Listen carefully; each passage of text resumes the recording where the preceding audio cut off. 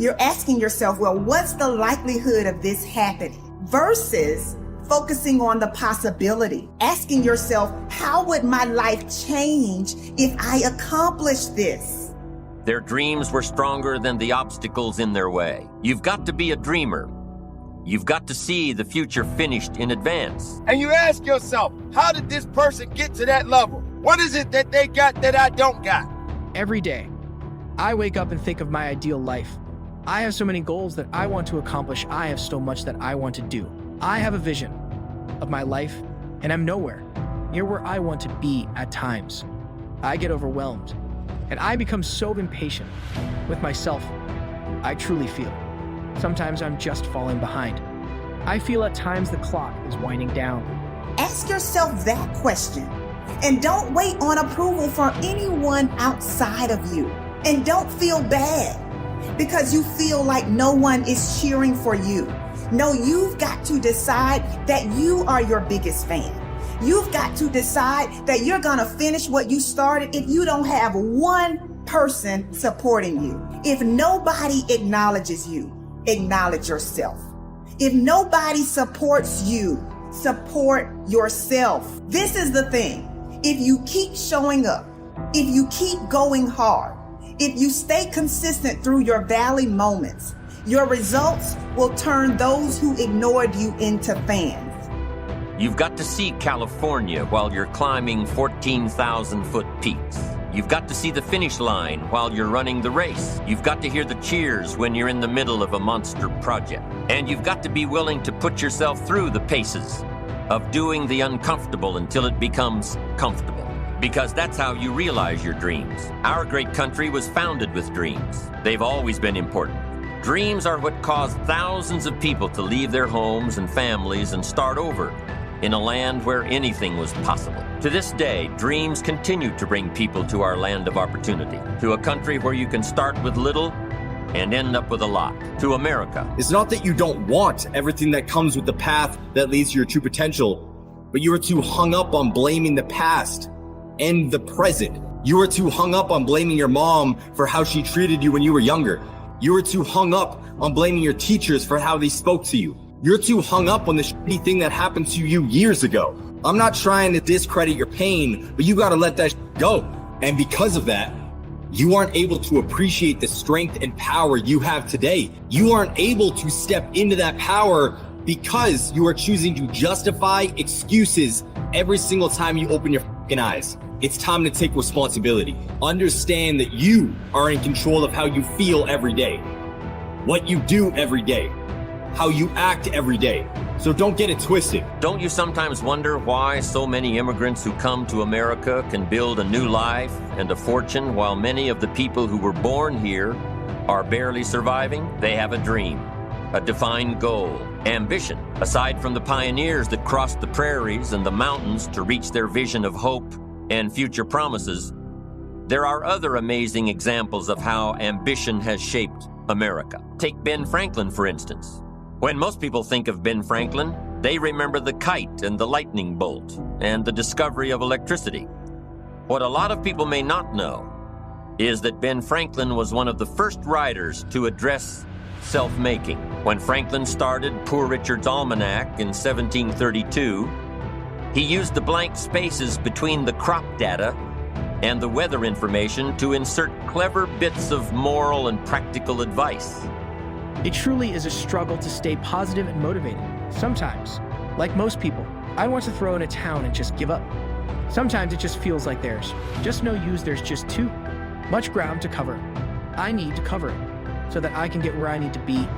I need to constantly remind myself over and over again, I am not yet where I want to be, but I know I'll get there. I am not where I want to be, but I am so grateful. Well, maybe they don't have what you have, and maybe you don't have what they have. But long as you have the right attitude and the right mind frame to understand that maybe it's just not your time yet, but you got to keep working on your craft. You got to keep digging in a little bit more and find your own uniqueness. Make sure you stand out. Don't be like everybody else. Just because somebody jumping in the ocean don't mean you got to jump in the ocean with them. Sometimes you just gotta be able to take your own path and your own walk in life until you figure out exactly what it is that's gonna make you better and what's gonna make you stand out. And once you find that true belief within yourself, make it grow, make it unique even more. Like you give it a pass because it's your baby.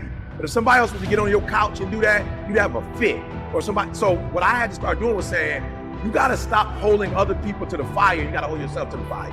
And I realized that without a schedule, I was the one that was messing up my life.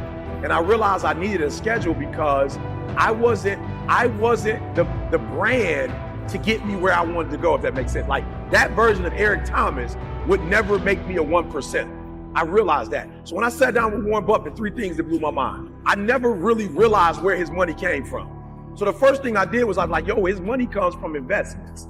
Well, what happened was when he was 12 years old, his father gave him his first grand and let him make an investment. So I realized he's not getting up early in the morning just to get up in the morning.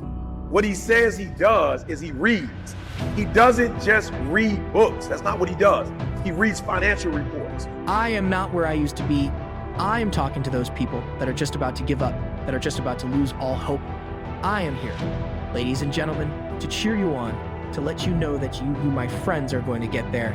You are going to get that promotion. You are going to complete that marathon, and you are going to run for your life. Whatever you are working towards, you are going to get there, but you got to get crystal clear what it is you want, what it is that you are seeking for, what it is you truly want. You must know. And don't be feeling sorry for yourself because it didn't work out the first time or the second time or even the third time. Doesn't matter how many times you go after it, as long as you're going after it. Everybody wants to be unique or everybody wants to be special. But sometimes when people find themselves being lazy, they tend to follow somebody else's path. They figure, hey, if he can do it or if she can do it, I can do what they doing. Don't do what they doing. Do what you got to do to make yourself stand out. Everybody wants to be like everybody else. You don't need to be like everybody else, because if it was meant for you to be like somebody else, you would be exactly where they are right now. Sometimes you just got to crawl, as they say, before you walk. And if crawling don't work, and if walking don't work, and even if running don't work, you wallow on the ground, the dirt or mud, whatever it is, until you find your way in the place you need to be. So this dude was telling me he read a financial report of General Motors in 1964. And I'm thinking, why would you be reading? It's 2014. He was reading the document, the financial, listen to me. He's a financial genius. What was he reading? Finances. For real, y'all be coming up to me like, yo, E, what you reading? Why? You trying to be a motivational speaker? You trying to be the next Martin Luther King? You trying to be the next Mother Teresa? Why are you trying to read what I'm reading? What are you trying, you trying to impress somebody? Why are you reading what I'm trying to read if you're not trying to be me? He was not reading Mother Teresa. He wasn't reading about leaders. He was reading a financial report from 1964 General Motors. Why? Because General Motors had one of their successful financial years in 1964. And so he was looking for the clues of what were they doing specifically in 1964 that can be duplicated in 2014. That's what he was looking for. You got to know that you're going to get there, but most importantly, ladies and gentlemen, work like hell, crack the ground, and keep moving.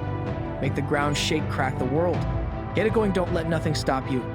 I am pleading with you. When the rest of the world shuts you down, you've got to be the one to stand up. Shout out, cry out, stay tall, work hard. Dig deep and go after it. There's nothing going to stop me. If you didn't make me, you can't break me. If you didn't make the sun come up, you can't stop me. If you didn't make the moon shine that night,